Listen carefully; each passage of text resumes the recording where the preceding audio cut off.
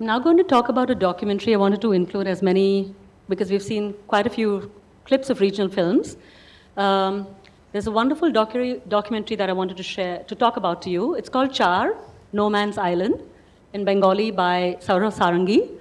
Really, really wonderful, very sophisticated documentary, almost entirely funded by European producers from different countries. And I really think a lot of filmmakers spend probably much more time and energy trying to raise the money and then somehow have to gather the energy to make their film. It's a wonderful film, and it's really relevant to what we're talking about today, because it's looking at many kinds of spaces. It's looking at geographical spaces at multiple levels. So it's actually set Char meaning island.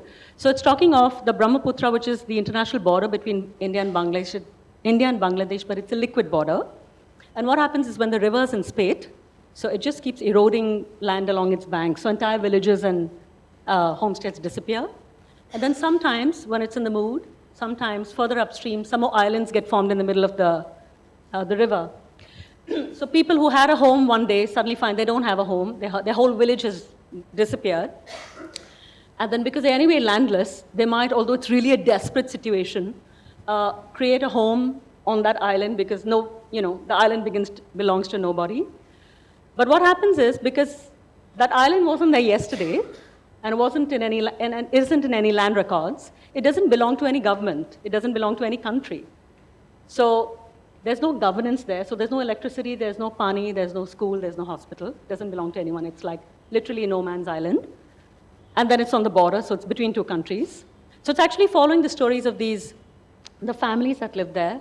So really desperate, dirt poor, as you can imagine, with really no resources, somehow eking a living.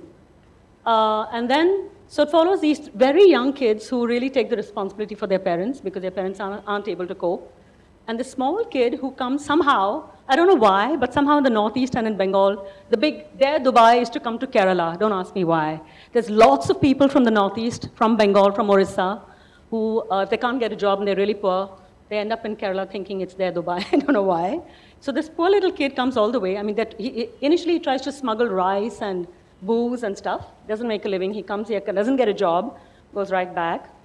But so it was also shot at night, and because there's no electricity, so a lot of these night camera stuff. So you see, he actually shot with many different cameras. But he's talking at so many levels of different kinds of spaces. So it's also talking of what happens when you lose your home and you lose your land. So you lose your nationality. You're no longer Indian because the land that you adopt doesn't have a country. And what happens when your identity is eroded as a consequence. So it's just tying up these multiple levels in a really sophisticated way. Can we look at Char, please? Saurav Sarangi.